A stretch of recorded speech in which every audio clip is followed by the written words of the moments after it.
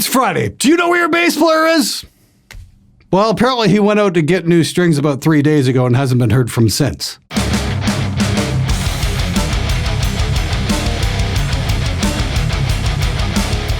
Hey everybody, it's time for SMG Viewers Comments. This time it's episode number 243. It's the weekly show where I try and answer your questions to the best of my ability. You got a comment, you got a question about recording, you want to know something, drop me a question here, get on my Discord, drop a question there. I will do my absolute best to try to get to it. Anyway, let's cut the bullshit and get to the questions. We just had to cancel our brand new band's first show tonight because our singer is a pussy. Would have been his first show ever. The show basically would have been just a good practice with zero risk, and now I am pissed! He has one more chance before we say bye. The singer bailed because he's a giant pussy. He was too chicken shit to play the show.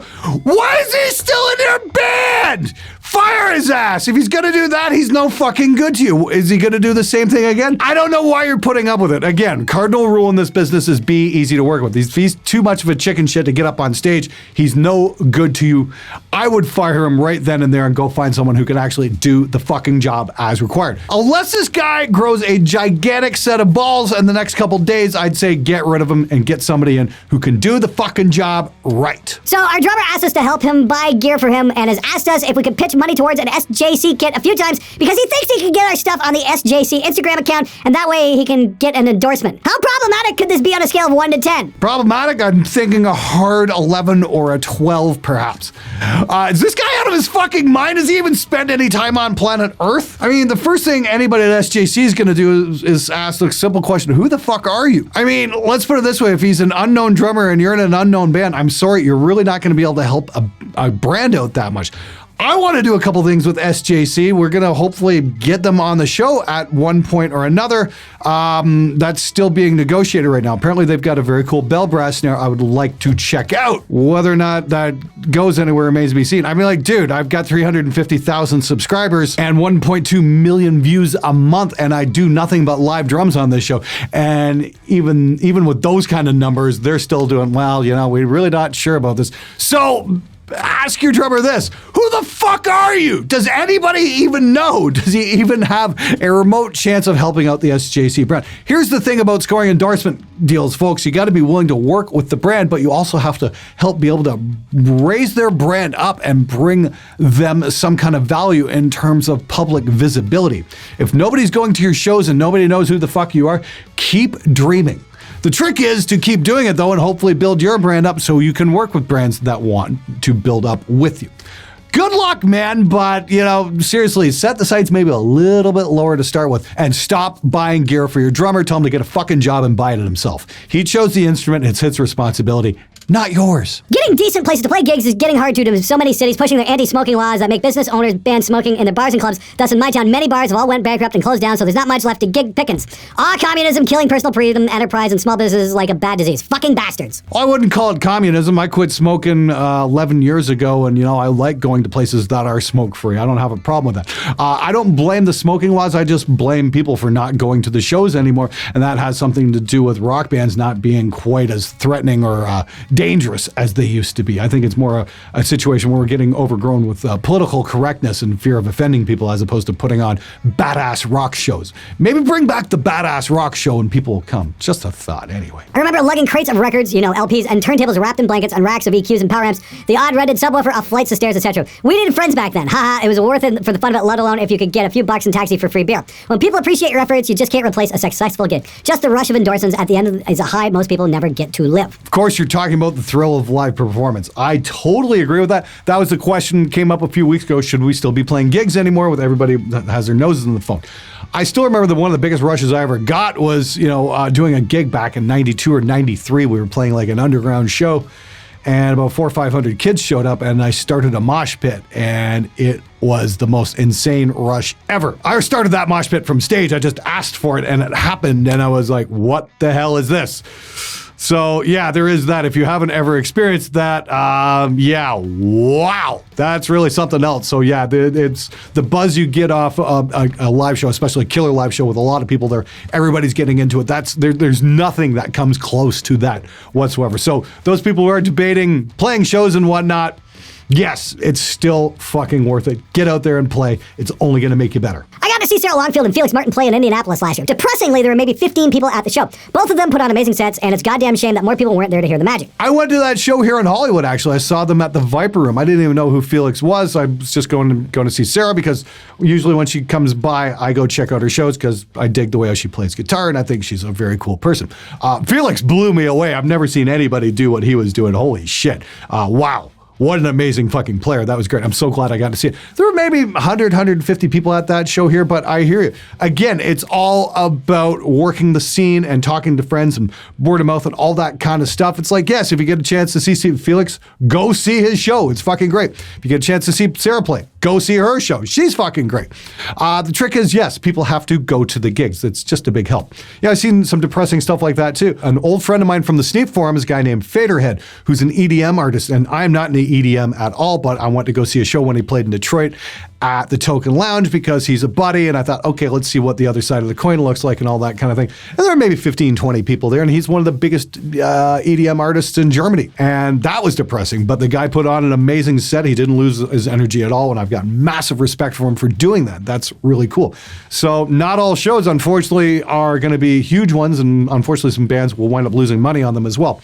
But if you do get a chance, go see live music. There's still no substitute for it. YouTube's great, but live bands, that's just something else. Hey Glenn, I recently bought a new bass cab. The guy I bought it from said the drivers weren't even broken in yet. What are your thoughts on breaking in speaker drivers, bass, or otherwise? Thanks for all the great content, and fuck you from the UK. Hey Barnaby, you know, this is something I've considered, and I don't know how much truth there is to that. I really should talk to my friends over at WGS and see what they have to say about breaking in new speakers. I mean, like, I've had speakers I've dropped in brand new, and honestly, I can't tell a difference between a week or two or whatnot. Mics get bumped, humidity change. There's all kinds of things that can kind of change the way a speaker sounds, but breaking it in, I haven't seen any kind of scientific test done to show how much a guitar tone will change if a speaker is quote unquote broken in or not. It's kind of the thing I think that really needs to be put to the test and see, hey, does this really happen? I'm going to see if I can make that happen when I get back to Spectre in a couple weeks, because I know I can set a microphone up, leave it, and nobody's going to fuck with it there.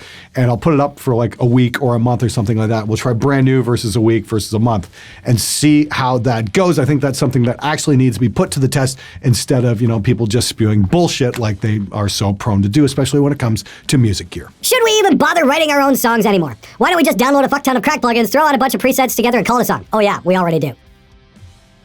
Hey Glenn, I'm a drummer, a guitarist, and bassist that plays metal. And my parents are saying that you need to get with the program, stop playing metal, and start playing pop music. I got very annoyed. I hate pop and I love metal. I do like some 90s pop, and that's all. What should I do? And what should I say to my parents? Well, first instinct there is to tell your parents to fuck off. That'll probably get you thrown out of the house, so please don't tell your parents to fuck off.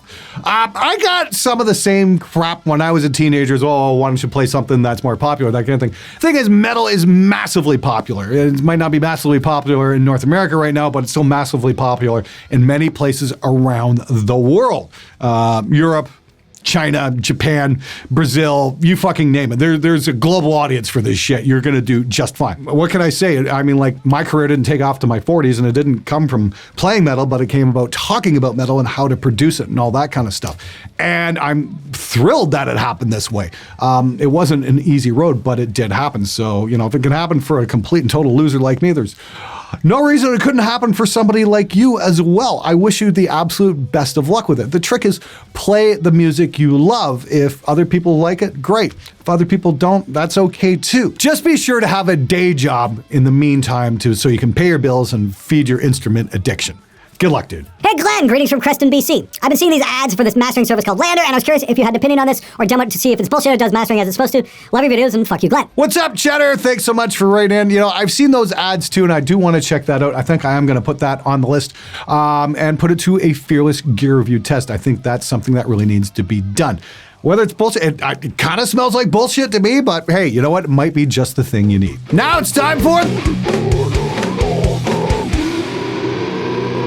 Dirty Shilly. If this sim or the one yesterday were so amazing, why has he sold all of the studio's amps, heads, and cabinets? Glenn's acting is better than Joey Sturgis's acting, though. Well, hey, Ed, thanks so much for watching the show. This is the thing. I'm not planning on getting rid of my amps anytime soon. However, if I'm a kid working in a studio who doesn't have access to tens of thousands of dollars of amps, yes, I would definitely be using some of the Brainworks Friedman stuff, especially if I'm going for a Marshall-type sound. Why? Because it does it really fucking well, that's why.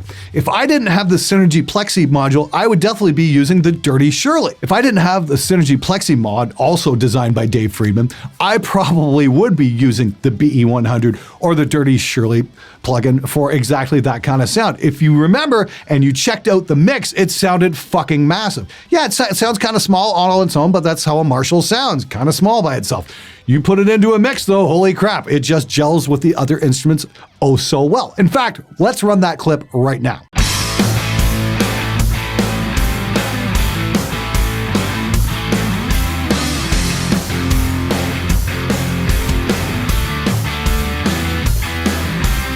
Yeah, that plugin just sounds fucking terrible. Get your hearing checked, Ed. So, should I stop taping a quarter to the drum heads? Hey everybody, it's Poo Ninja. He's a giant fan of a lot of us music YouTubers, and I'm happy to have him on board watching the show. Dude, I used to tape quarters to the kick drum all the time, but the problem was the quarters would bend or they would burn right through the tape. I found duct tape would hold for maybe a song or two, and then you'd have to replace it. And then I found some hockey tape that seemed to work a little bit better, and the quarters would definitely last a little bit longer. But seriously, a Danmark kick pad, the metal one is going to give you the exact same effect, and it's going to have a lot more longevity. Or the Rima Flam Slam pad, which is Kevlar. It's not going to have quite the same attack. Still pretty good, but I find those things will stay on forever. I'd go with one of those over quarters. That's just my opinion. Your results may vary, but best of luck to you either way. The trick is to try a few different ideas out and see what works best for you. There's really not enough material about making natural kicks sound good in metal. Au contraire, mon frere. I highly recommend checking out how to record heavy drums, and I've got a specific episode on doing kick drums. I'd recommend starting there and then checking out my video on Drum Leveler. That will probably give you kind of the basic knowledge you need to get a great natural kick drum sound happening for metal in your own studio. The trick is to experiment and don't give up, because for the love of Crom, Slate Kick 5 is getting to be just a little bit overused. Glenn, for every video you have you saying samples suck, you have at least 2 videos of you urging beginners to use what you've got. The takeaway for me has never been X sucks, you should never use X. Instead, it's been X sucks, you should never settle for X when you have the option of doing better. Haters should also take a moment to realize that you're speaking from the bias of your own personal experience, which is specifically within rock production. Another producer, perhaps less experienced with rock, but more experienced than you in other styles, would have a different perspective. A rap, EDM, or pop producer might be more forgiving than you are with samples, quantization, whatever, while still demanding the same level of excellence in their area of expertise. I've got no problem with that whatsoever. I mean, like, for me, I always take a little bit more punk rock edge approach to metal production, and that's, keep it honest, keep it real, and capture the fury of the musician on quote-unquote tape. I find when we start replacing everything and changing everything and sample align, doing all the usual bullshit, we do lose a lot of the initial spirit of the music. And I think metal is about anger, and it's about getting that rage out and capturing that and listening to that and being able to convey that. And I think we lose a lot of that when we start putting artificial bullshit on top of that wonderful fucking emotion. Trick is, get your emotions down on tape. Let's try that for a change. Glenn, please do an episode on just how amazing the drums and drum sound on Corrosion Conformity's Blind album are. I heard the news of Reed's passing, and you're the guy for the job, dude. That is one of my absolute favorite records. That's in my top 3. Corrosion of Conformity's Blind, not only for songwriting, but for production as well. John Custer's production was just massive. Massive guitars, massive drums. The drums on COC have definitely been something, the kind of sound I wish I could emulate or get something in that particular vein, because they're just fucking amazing. Go check out the songs Dance of the Dead, Vote with a Bullet, Damn for All Time. Yeah, the drums are just fucking huge. But I am in no way qualified to talk about that record, because I really don't know too much about what went on to get those sounds, especially, given the time frame was 92, something like that when that record came out. It's still a fucking massive thing. It's a real shame, and I'm really bummed about Reed's passing, because he was just an absolute monster drummer.